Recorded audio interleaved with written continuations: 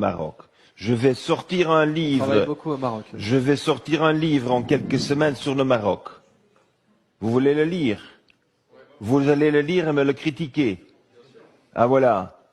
Parce que j'ai trouvé 10 projets au Maroc. Vous savez que le Maroc est le pays qui est le plus riche du monde en fossiles. Fossiles. Vous saviez ça? Vous êtes marocain, vous le saviez? Vous savez que vous connaissez le petit livre qui s'appelle Le Petit Prince? Ah oui. Vous savez où Saint-Exupéry a eu l'idée d'écrire Le Petit Prince? À Tarfaya. À Tarfaya au Maroc. À Tarfaya, parce qu'il a pris son breguet, il a fait un petit tour, il est atterri dans les dunes, il a trouvé des petites pierres noires, il les a mis dans l'avion, les avait envoyées à Paris, Paris a dit « Ah, ce sont des météorites !» Et poum, en 15 secondes seulement, entre le Sahara et l'Atlantique, dans une petite chambre de 14 mètres carrés, Saint-Exupéry s'est imaginé Le Petit Prince. Mesdames et messieurs, c'est comme ça qu'il faut faire dans la vie. Il faut être inspiré et en 15 secondes, c'était clair dans sa tête. Ça lui a pris un peu de temps pour l'écrire. Oui, mais il avait la clarté de vision. La clarté était là. Et je crois que le Maroc, quand même, nous a donné le grand cadeau de cette histoire du Petit Prince, qui est d'ailleurs l'histoire le plus racontée du monde d'un écrivain français. Et je crois que le Maroc, quelle est la plus grande entreprise du Maroc? OCP. Qu'est-ce qu'ils font? Phosphate. Alors, qu'est-ce qu'il passe avec les phosphates? Il faut creuser la terre, il faut mettre la dynamite. Qu'est-ce que ça crée? Ça crée beaucoup de poussière. Qu'est-ce qu'on fait avec la poussière? Eh bien, nous avons l'accord avec OCP pour commencer à créer le papier pierre au Maroc. Ah, explique-leur ce que c'est que le papier de pierre. Vous connaissez le papier pierre? C'est un papier qui est fabriqué sans eau, sans arbres. Le Maroc, vous avez beaucoup d'arbres, beaucoup d'eau? Non, Non. pas tellement. Alors aujourd'hui, le Maroc importe tout son papier. Je leur ai dit, moi, vous avez OCP, vous faites des dizaines de milliers de tonnes de cette poussière. Prenons cette poussière et nous allons en faire papier. Quel est l'un des grands produits d'exportation du Maroc? Fruits et légumes. Les fruits, on emballe dans quoi? Carton ondulé. D'où vient le carton? Importé. Qu'est-ce qu'on fait à faire? Papier ondulé. On peut faire du papier avec de la pierre pulvérisée et des résines. C'est ça le papier de pierre. Et les résines, vous les avez changées encore. Elles sont biodégradables maintenant. Non. On ne veut pas avoir de biodégradables parce qu'on souhaite recycler à l'infini. Oui. Ah, le biodégradable, c'est bien pour usage unique. Mais moi, je crois que le carton, c'est pour toujours. Alors, nous avons monté maintenant tout le principe. Les tests industriels sont en cours de le faire. Et on va faire, grâce au phosphate dont on a besoin pour les engrais, grâce au phosphate, on va créer la deuxième grande industrie du Maroc, c'est le papier. Et les Marocains n'avaient jamais pensé à papier. C'est là la créativité.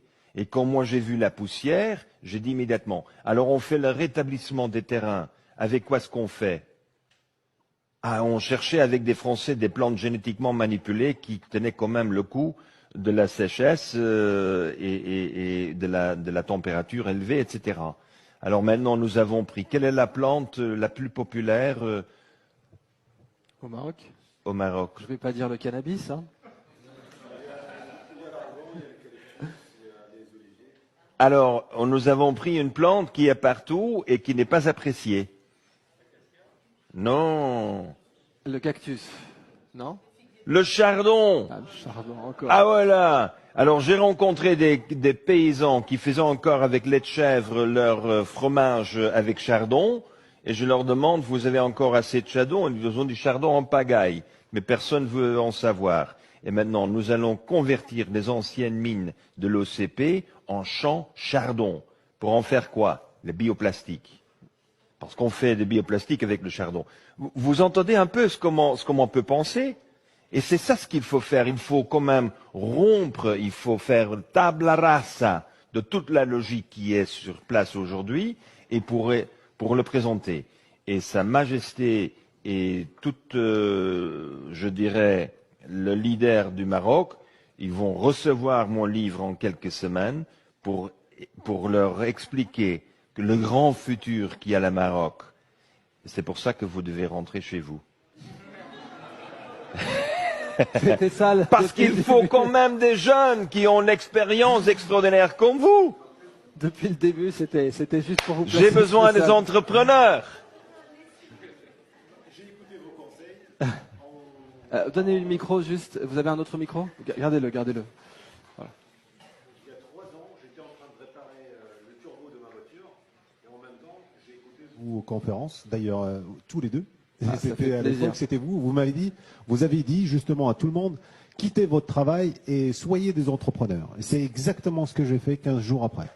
Donc, pour prouver, parce que j'ai beaucoup parlé de ce projet en Australie, et je me suis rendu compte à un moment que j'étais pas crédible. Parce que je venais en costard, je suis ingénieur. C'est quoi le rapport? Et les gens, ils n'arrivaient pas à me croire. Et donc, qu'est-ce que j'ai fait? Je suis allé au Maroc, je suis parti acheter des chamelles. Et vu que la population vit dans toute l'Afrique du Nord, plus au nord, mais par contre le désert est immense et vide, et c'est là-bas où il y a les chamelles. Donc au lieu de ramener en fait les gens vers le désert pour boire ce lait-là, alors j'ai ramené les chamelles du sud. Je les ai achetées à Tantan, à Ça, tout ça, juste à côté de la frontière algérienne, et je les ai ramenées jusqu'à côté de Casablanca pour emmener ce lait aux Marocains. Voilà. Donc, en écoutant vos conseils. Mais la prochaine fois que je suis au Maroc, je vais chercher les produits et je vais demander qu'on me fera le chocolat au lait de chamel. Ah, mais un dîner avec tout ça. Bien sûr, on je a tous les produits. déjà avec les chardons. Et il y a tout. Il y a la viande, il y a le lait, il y a le fromage, et puis on fait beaucoup d'autres produits. Tout est en cours de développement. Je vous félicite. Merci beaucoup. Bon, mais en plus, vous êtes réunis. Quand on est réunis comme ça, il y a toujours une bonne énergie qui se forme, quoi. Qu'est-ce que vous souhaiteriez pour notre ami de Zine Energy dans la réalisation ou des conseils à lui donner? Parce que moi, j'aimerais les voir sur étagère demain, ces batteries. Voilà, bon. Alors, monsieur, donne le micro, que ça enregistre. Sinon, ça enregistre pas.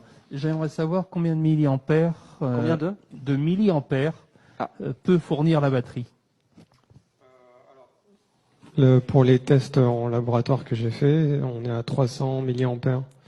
C'est à peu près ce qu'on a sur le marché. C'est un prototype, hein? Oui, tout à fait. Donc ça peut éventuellement s'améliorer. Il faut l'améliorer, oui. Voilà. Comment on l'améliore? Avec vinaigre? Voilà. Est-ce que c'est du vinaigre ou est-ce que c'est de la vitamine C ou Actuellement, il y a des sulfates et les sulfates, on